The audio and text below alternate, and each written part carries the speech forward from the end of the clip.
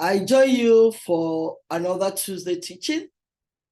Last Tuesday, I started on science and religion. I asked a question: is there a conflict or concord between science and religion? Today, I'm going to teach on the nature and theories of religion. So that I take them one by one. Let's deal with nature and theories of religion first. And then we will look later at the nature and theories of science. And then we'll be able to see how they are actually related. The conflict there, the concord there, and what are the philosophers saying? What are the theologians saying about it? If you are joining me for the first time, this is Learn with Joes, an Academy of Knowledge Economy. And my name is Josephine. I'm the online educator on this channel. Let's join Learn with Joes before I continue, please.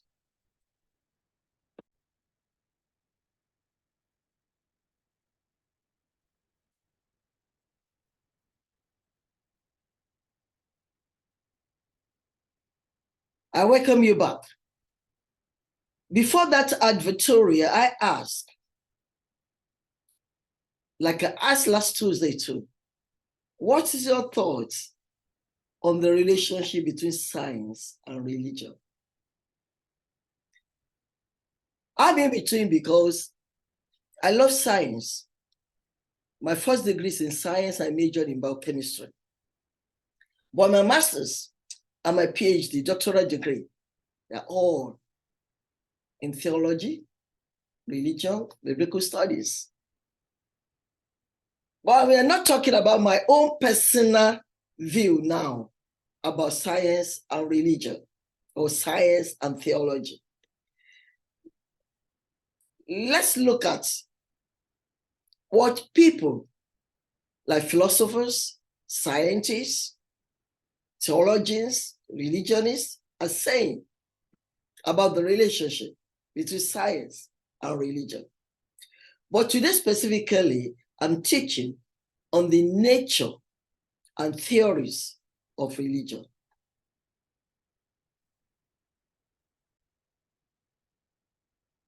The nature and theories of religion. There are various religions in the world. Various religions. We'll be looking at them. It is difficult, really, to say just what a religion is.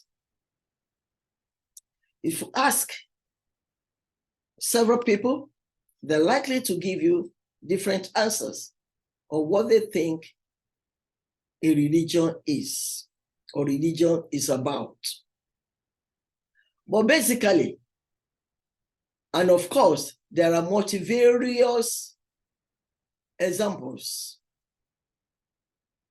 We have Christianity, we have Islam, we have Judaism, we have Hinduism, we have Buddhism, Jainism, Taoism, Yoruba religion, and many others. What characteristics are necessary and sufficient for something to be a religion? How does one distinguish a religion from a way of life, such as Confucianism? That's not easy to say. Not all religions involve belief in something like the Almighty and all-knowing, morally perfect God of the theistic religions, or even in any supernatural beings at all. Of course, a substantial majority of them do. The notion of a religious belief is of a particular importance. What does a belief have to be like to be religious? Oh, for anybody to say, oh, that person is religious. What does your belief have to be like? Once more, that's not easy to say. To cite the furor over intelligent design again, some say the proposition that there is an intelligent designer of the living world is religion and science, and not science. That is, the intelligent designer of the living world, the world we live, is religion and not science. But not just any belief involving an intelligent designer. Indeed, not just belief involving God are automatically religious. According to the New Testament book of James, the devils believe that God exists and tremble. The devil's beliefs presumably aren't religious, but the devil believes that God exists. So it's not all belief in God that is religious. Someone might propose theories about omnipotent, omniscient, omniscience, or good, very good being as a vital part of a metaphysical system. Belief in such theories need not be religious. And I have a lot of people who can quote the Bible from Genesis to Revelation. They are not religious.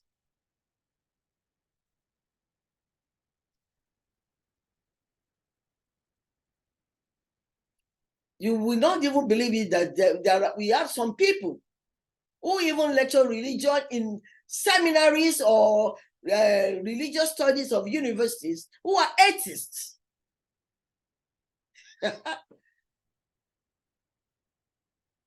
So, and what about a system of beliefs that answers the same great human questions answered by the clear examples of religion? Questions about the fundamental nature of the universe and what is most accurate and essential in it, about the place of human beings in that universe, about whether there is such a thing as sin or an analog, and if there is anything like that, what there is to be done about it, where we must look to improve the human condition, whether human beings survive their deaths and not. What is life after death? Is there any life even after death? How a rational person should act. Who is rational? Who is irrational? Will any belief system that answers those questions count as a religion? Again, it's not easy to say. Probably not. The truth here, perhaps, is that a belief isn't religious just in itself. The property of being religious isn't intrinsic to a belief. It is instead one a belief acquires when it functions in a certain way in the life of a given person or community. To be a religious belief, the belief in question will have to be appropriately connected with characteristically religious attitudes on the part of the believers, of that believer, such as worship, love, commitment, awe, and the like. Consider someone who believes that there's such a person as God. All right. Because the existence of God helps with several metaphysical problems. For example, the nature of causation, the nature of propositions, the nature of properties and sex, and the nature of proper function in creatures that are not human artifacts. However, this person is not inclined to worship or love God, and that's no commitment to try to even further God's projects in our world. Perhaps like the devils, he hates God and intentionally does whatever he can to frustrate God's purposes in the world. For such a person, the belief that there's such a person as God need not be religious. In this way, a pair of people may share a given belief which functions as a religious belief in the life of only one of them.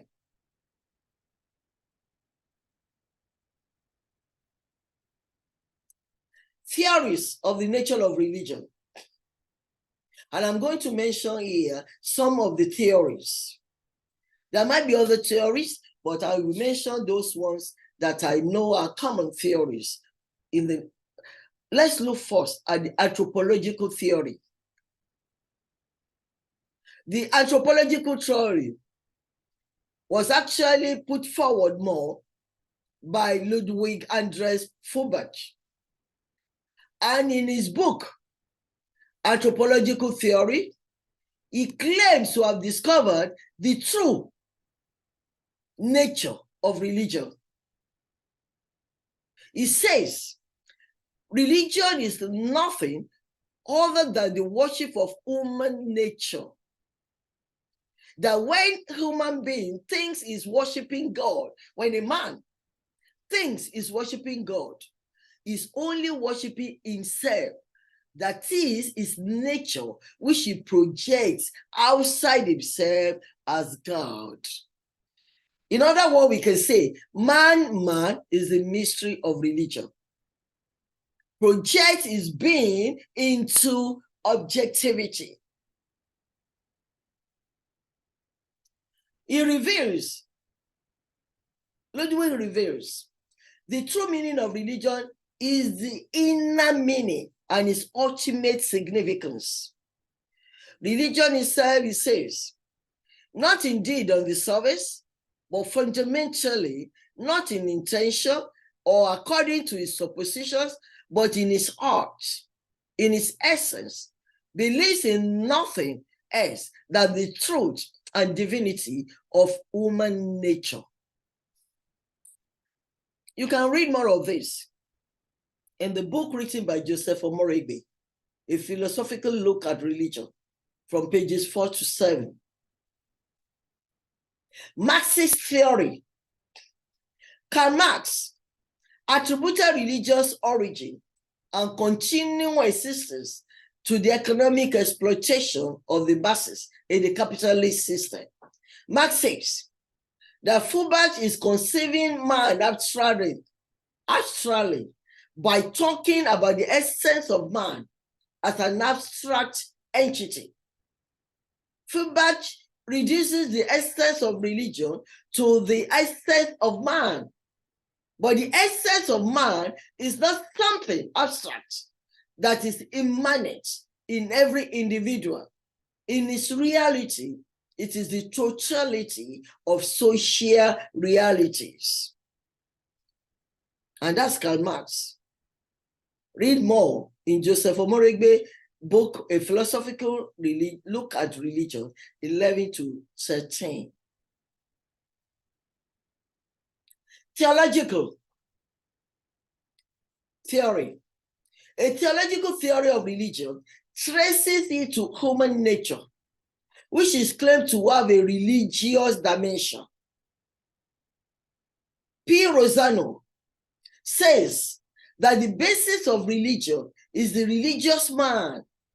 Before objective religious formulations come the personal and subjective dimensions of religion. If we go down into the depths of man, despite the variety of religious expressions and structures, we reach the humus from which the religious question proceeds. Beyond the system and even the spiritual contrast between East and West, and together with the differences between religion and religion, there is a historically constant disposition which orientates man in a specific way and tends to express itself in religious forms. Psychological theory.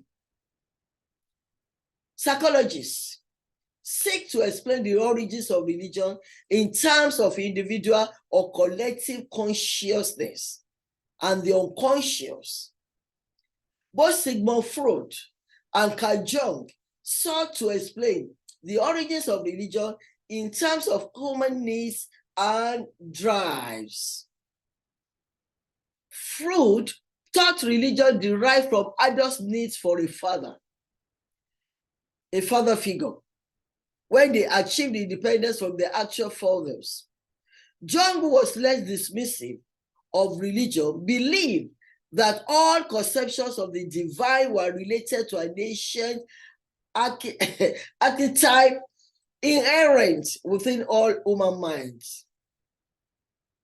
Religion helped each developing personality assimilate this archetype as the individual mind evolved.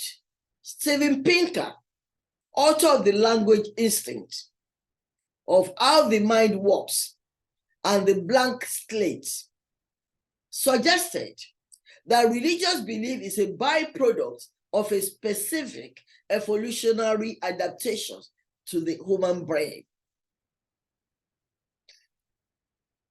Pinker says we should distinguish between psychological motives of those who are leaders and those who are followers, as they are pretty different. He also suggested that our propensity to believe in God or gods may be related to our intuitive psychology, i.e., we have evolved to blame our minds on other people. Therefore, it will not be unreasonable to attribute minds to other invisible beings, given that we cannot see other people's minds. Neuroscience is another area that has begun to shed light on the nature of religion. Andrew Newberg of the Pennsylvania School of Medicine used scanning techniques to observe what occurs in subjects' brains while they pray or meditate. He found that areas associated with concentration and emotion are activated, and as at the same time, areas associated with the sense of self are deactivated. This may explain the sense of otherness and oneness often reported by people who have had religious experiences. In another exciting development, Michael Persinger, professor of behavioral neuroscience at Laurentian University, Ontario, used powerful electromagnetic fields to stimulate specific brain areas. When subjects have stimulated their temporal lobes, they have reported feelings like those described by mystics down the ages. And so in his books, Totem and Taboo, and the Future of Illusion, Sigmund Freud psychologically explains religion and the concept of God. Religion to him is a continuation into adulthood, a child's attitude towards his father. It is nothing other than the projection of a child's image of his father. The psychoanalysis of the individual being teaches us, quite particularly instances, that the God of each of them is formed in the likeness of his father, that his relation to God depends on his relation to his father in the flesh and oscillates and changes along with that relation, and that at the bottom, God is nothing other than a heavenly father. You can read more of this in the philosophical look at religion written by Joseph Omoregbe, pages 7 to 9. Sociological theory. Sociologists explain religion in terms of its role within the society. Karl Marx's analysis led him to conclude that religion was a powerful agent of social control. He believed that the ruling elites' position stemmed from and was maintained by religious beliefs. The divine right of kings being a prime example. Marx believed that religion should naturally fade away in a socialist society. It is interesting to note that in both Soviet Russia and China, religion did not disappear.